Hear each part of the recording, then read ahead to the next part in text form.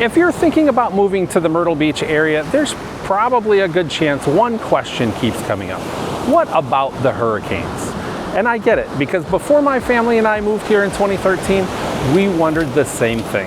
I had a picture in my head of constant alerts, constant stress, and every summer and fall feeling like we were just waiting for the next big storm. But after 13 years of living here, evacuating twice, staying through a lot more storms than that, and watching how people here actually handle hurricane season, I can tell you this, it is real, but it is not the way I pictured it. So today, I want to walk you through what hurricane season actually looks like when you live here. Not from a weather studio, not from a headline, but from inside the Myrtle Beach area after 13 years of calling this place home. Hey there, I'm Kevin, and if you're thinking about relocating to the Myrtle Beach area, you are in the perfect place. This channel is here to help you understand how this area actually works before you make a move here. And today that means talking plainly about hurricane season. Not as a meteorologist, but as someone who's lived through 13 storm seasons here, paid close attention, and learned what this area actually feels like from the inside. So here's where we're going. We'll start with how hurricane season actually works here in our area, the timing of it, the tracking, and why the warning window matters. Then we'll talk about the storm history that shaped this area, including the flooding events that changed how buyers should look at flood zones today. After that, I'll show you what living through one actually looks like from inside the house. And then we'll get into the buyer side, insurance, evacuation planning, and the things that you want to understand before you're under contract. And then we'll close with the honest risk picture, not minimized, not catastrophized, just what it actually is. Okay, so let's start with the basics. Hurricane season runs June 1st through November 30th, 6 months on paper. And I know that sounds like a long time, but here's what those 6 months actually look like when you live here. Most of it, you're just living your life. You're going to work, you're going to the grocery store, you're going out to dinner, going to the beach, cutting the grass, taking the dog for a walk. You get the picture.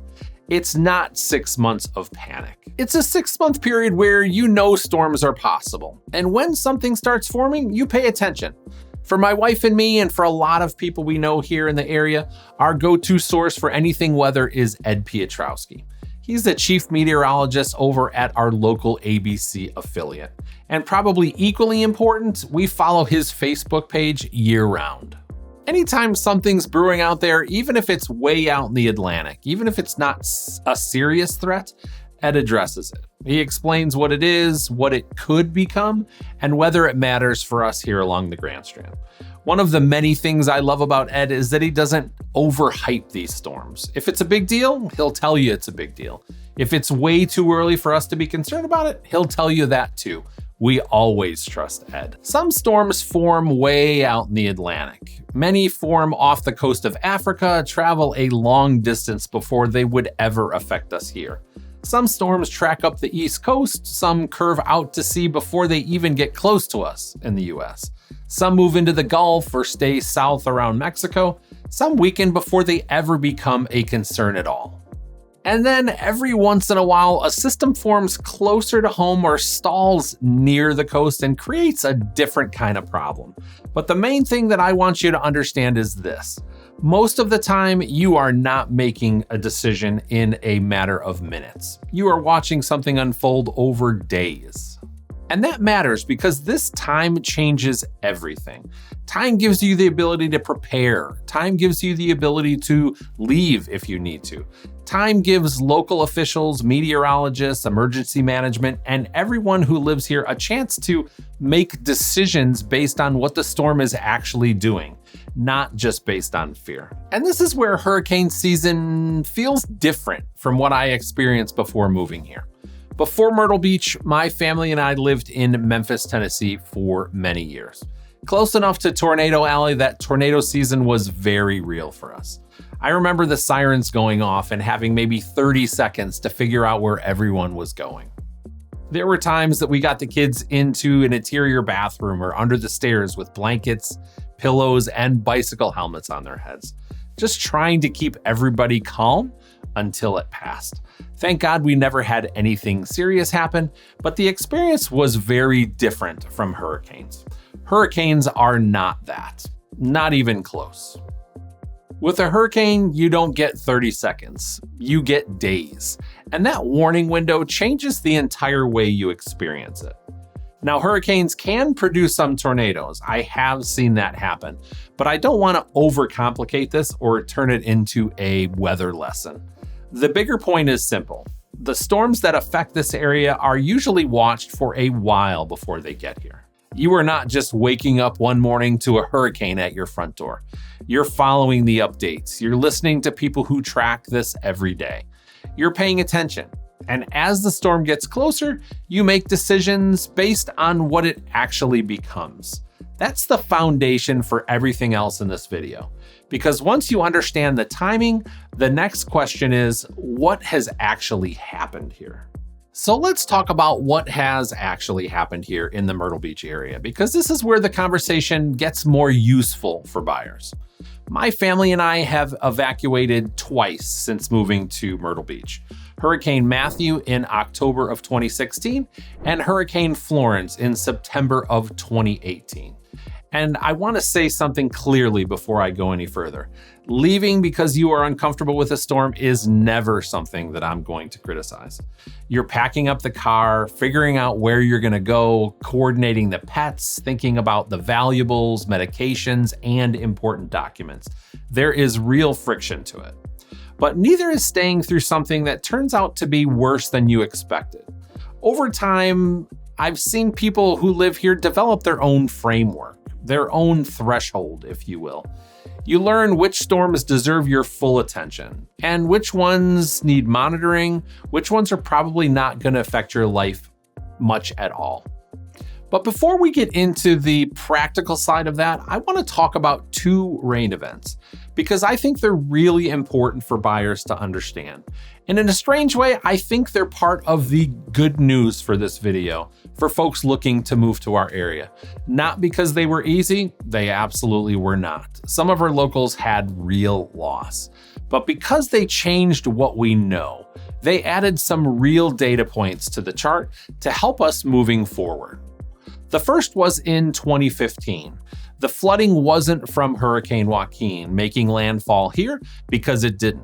What happened was a separate weather system that stalled over the Carolinas and pulled in days of rainfall connected to Joaquin's moisture. It was like days of rain with nowhere for the water to go. Parts of this region saw significant flooding, especially low-lying communities, areas near river systems, and places where the water simply had nowhere to go. The second was Hurricane Florence in September of 2018. Florence made landfall north of us near Wrightville Beach, North Carolina, then moved inland through the Carolinas. And here's the part people don't always understand. I definitely didn't before I moved here. The storm left, the skies cleared. Around here, the weather actually turned beautiful. Sunny blue skies, a nice gentle breeze, but the rivers kept rising. For days and days, we were getting flooding alerts on our phones. But there was no rain. This probably went on for 2 to 3 weeks. Both events were really hard on parts of this area, and I don't want to minimize that. But here's why they matter for buyers today. FEMA updated the flood maps for Horry County in December of 2021. The maps before that had not been updated since 1999. So the flood zone picture buyers are looking at today is based on more recent information than what existed before both of these events. That doesn't mean that every property is low risk. It means buyers today have better information, better data than we've ever had. And here's the practical piece, because this is something that I walk every client through. Before you buy anything in this area, we will know the flood zone and your flood risk. Some areas carry higher flood risk. Some areas carry a meaningfully lower flood risk. And that difference matters. If you're looking at a property in a higher risk flood zone, especially near the water or a river system, you need to understand what that means for insurance, elevation, resale, and your own comfort level. And if you're looking at newer construction in a flood-prone area, elevation standards matter too. That's part of why the year a home was built, the flood zone it sits in, and whether there's an elevation certificate can all become important parts of the conversation. So when I'm working with someone and we're looking at a property, resale, or new construction, flood zone is one of the first things that we will look at.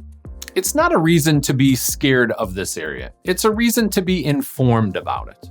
And the information buyers have today is better than we've ever had. So let me tell you what it actually feels like from inside the house, because this is the part that I don't know television really captures very well. If you're staying through a storm, it usually doesn't feel like one continuous wall of wind and rain. That's what I had kind of pictured in my head before moving here. But what you're often getting are periods of heavy rain and wind, followed by lighter stretches in between. A heavier stretch comes through, the wind picks up, you hear it against the windows, and the rain hits a little bit harder, and then it eases up. The wind drops. For a little while, it may almost feel like the storm has passed, and then another round comes through. Some storms move through more quickly. Others take their time, but that rhythm, heavier, lighter, heavier, lighter, that's kind of closer to what it's felt like from inside the house. Many businesses will close ahead of the storm, but during the lighter stretches in between, life does not completely stop. You may still see your neighbors outside checking conditions, walking around, pulling weeds, or going about what they can. Inside, it mostly feels like a strong rainstorm at times. At least from my experience, there's not always a lot of thunder and lightning either. Sometimes there is, but it's mostly rain and wind. And if the storm tracks through at night, you may wake up a few times. Wind against the window, rain hitting hard for a period of time, and then quiet again. Some people may sleep right through the worst of it. Now the coastal side can look different, and I want to be clear about where that perspective comes from because I am not personally oceanfront during these storms. My sister works in the hospitality world and has for about 25 years. She stays on property during storms to help make sure that things are secure and to handle anything that may come up. So when I'm talking about the coastal side of these storms, a lot of that comes through her experience. Phone calls, updates, videos, photos, and what she sees being directly on the ocean front during these storms. And one thing that these storms do, especially when they're close enough to push significant surf against the shoreline, is move sand. Beach erosion is a real part of what tropical systems can do to a coastline. The waves hit the shore, they pull the sand back out. And what you see afterward can be a dramatic change in elevation. That drop from the dunes down to the waterline can be noticeably steeper. And you can clearly see where the waves did their work. The way the area responds to that is through what they call beach renourishment. That's a process the area invests in periodically. Large equipment operates offshore, pumps the sand from the ocean floor, and sends it through pipes back onto the beach. Then it gets spread and graded to rebuild the section that was eroded and help support the dunes and bring the beaches back to normal. So erosion here is not ignored, it is actively managed.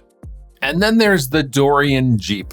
Hurricane Dorian, September of 2019. The storm didn't make landfall here, but it tracked up the coast and we got tropical storm conditions. Wind, rain, surf, and some erosion. And somewhere in the middle of all of that, a red Jeep Grand Cherokee got stuck on the beach as the weather got worse. At that point, it became too dangerous to remove it. So there it sat, locked and abandoned in the surf with the waves working around it. By the time the storm had passed, the Dorian Jeep had its own Twitter account. News crews were covering it. People were following along like it was a local sporting event. And one man dressed in black showed up, walked solemnly around the Jeep in his flip-flops, and played Amazing Grace on the bagpipes.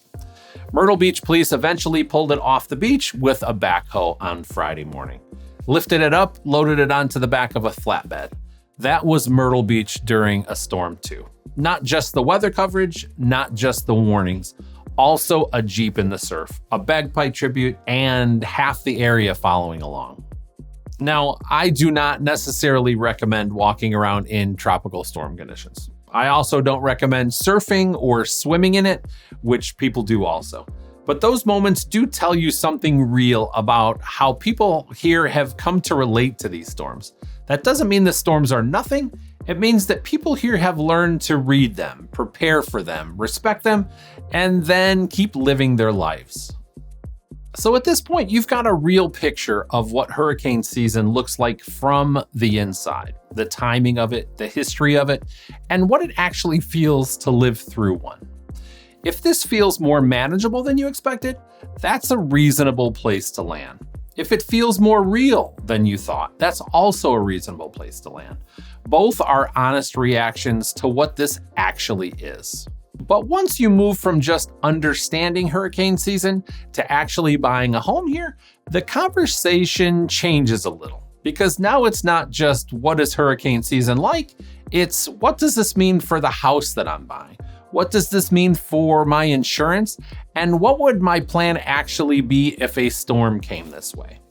So that's where we're going to go next, the practical side of hurricane season for buyers, starting with insurance, because if you're buying during hurricane season, timing matters more than most people realize. Okay, now let's talk about the buyer's side of this, because hurricane season does not just affect the weather. It can affect your closing. It can affect your insurance. And if you're buying during hurricane season, it can affect your timeline in ways a lot of people may not expect. All right, quick disclaimer before we get into this. I am not an insurance agent, but I do work with excellent local insurance professionals here. And for the specifics of your situation, that's exactly who you want to talk to. What I want to give you here are kind of the big picture version, the things that buyers need to understand before they're under contract and trying to solve these issues at the last minute. The first one is what insurance people call an insurance moratorium. That just means that when a tropical storm or hurricane becomes enough of a concern, many carriers will stop writing new policies for a period of time. From what some local insurance professionals have explained to me, that can happen when a storm gets an official name. And in some cases, carriers may even act earlier depending on what they're watching.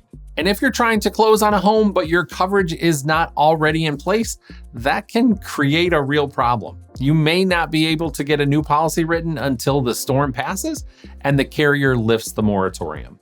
That is why the most important practical advice in this section is simple. Bind your insurance coverage as early as possible. Once your coverage is bound, you are in a much better situation if a storm develops afterwards. The exact details can vary by carrier and situation, so this is something that you'll want to talk through with your insurance agent early. But the big picture is simple. Do not wait until the last minute during hurricane season. Get your insurance agent involved early. Stay in communication with your agent and make sure coverage is handled before a storm creates a problem. The next thing to understand is the named storm or wind deductible. In many coastal policies, the deductible for wind or named storm damage is not the same as your normal deductible. It may be a percentage of the insured value of the home. That can surprise a lot of buyers because a 2% deductible on a home is very different from a flat $1,000 or $2,500 deductible. This is one of those details you want explained before you buy, not after a storm. Some policies also have very specific rules about when that deductible applies, how the storm is classified, and what triggers that specific portion of the policy. That is why you want a local insurance professional walking you through the actual policy language with you. Now, my personal experience, we have never had enough storm damage to our home. We've never had to navigate a named storm claim or that claim process overall. Obviously, that doesn't mean that it can't happen. It just hasn't been the crisis it might sound like on paper for us personally. There are other carrier-specific details too, things like policy timing, cancellation rules, and what happens if the coverage lapses during an active storm window. You do not need to memorize all of that. You just want to make sure that you have the right insurance professional involved early enough so that you're not learning it under pressure or when it's too late. And that's really the point of this whole section. You don't want to treat insurance as an afterthought when buying near the coast. The right insurance agent matters, the timing matters, and having someone help you coordinate those moving pieces matters.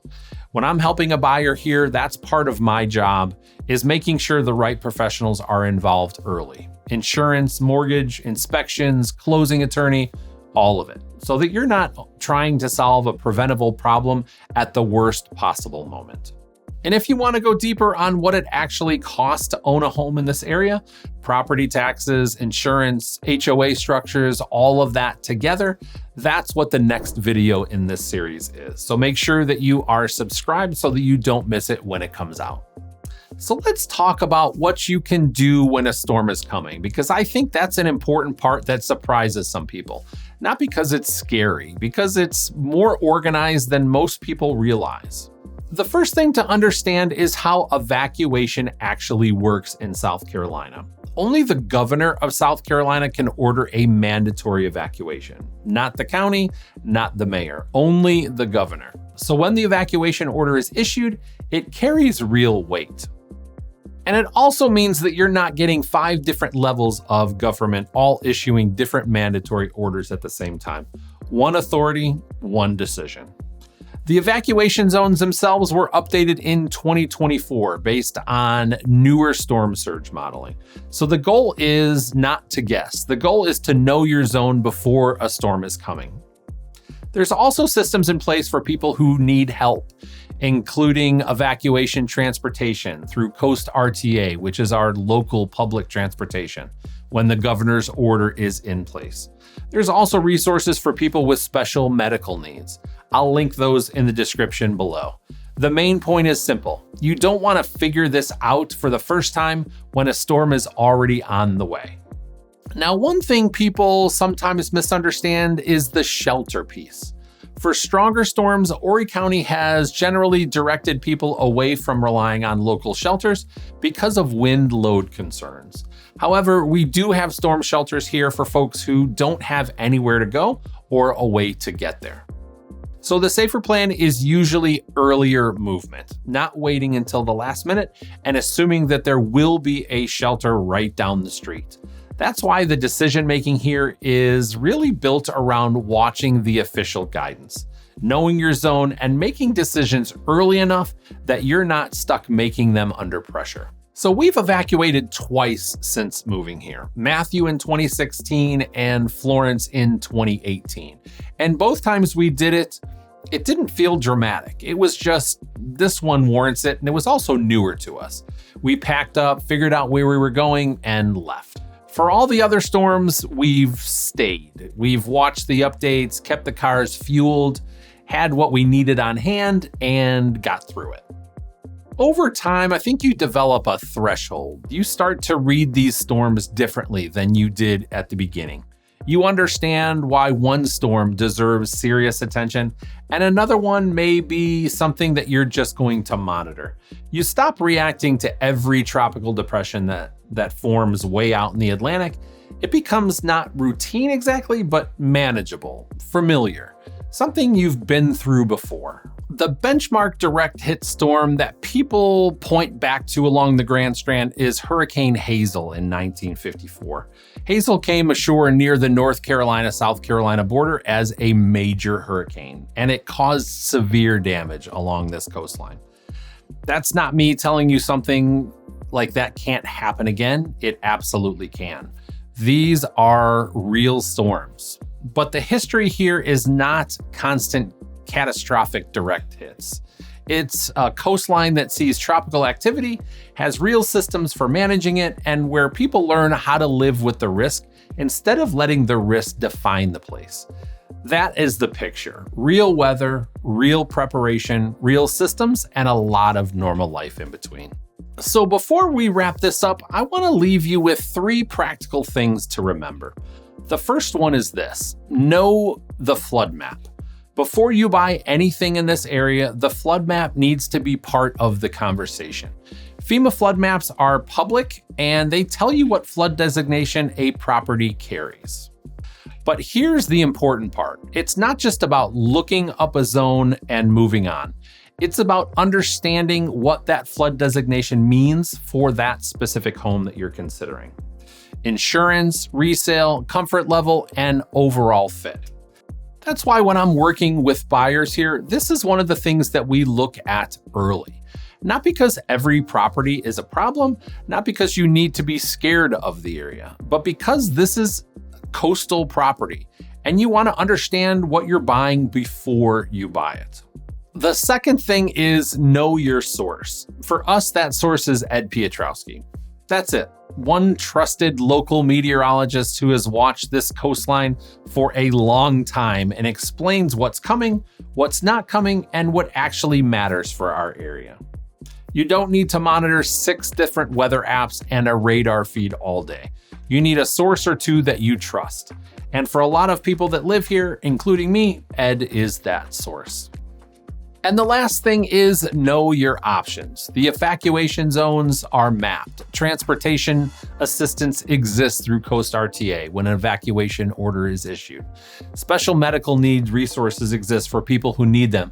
And the broader emergency system is not something that you have to figure out for the first time when a storm is already on its way. The point is simple. Before you buy here, you want to understand the flood map, understand the insurance picture, know where you'll get reliable information, and have a basic plan if a storm comes this way. And that's a big part of what I help buyers do. Not just find a house, understand what they're buying, understand the trade-offs, and make a decision with clear eyes instead of guesswork. That's how this becomes less emotional and more manageable. So here's the honest takeaway. Hurricane season is real.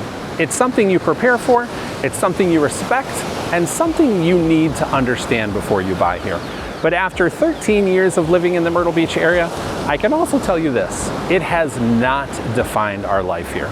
Most of the time, we're just living our life, working, raising our family, going to the beach, enjoying the weather, and paying attention when something actually needs our attention. That's the balance I want you to understand. Not fear, not false reassurance, just open eyes. And if you're getting close to making a move here and you want helping through the flood zones, insurance, neighborhoods, and what this actually means for a specific home you might be considering, there is a link in the description below to schedule a call. No pressure, no pitch, just a real conversation. Thank you so much for watching, and I look forward to seeing you in the next video.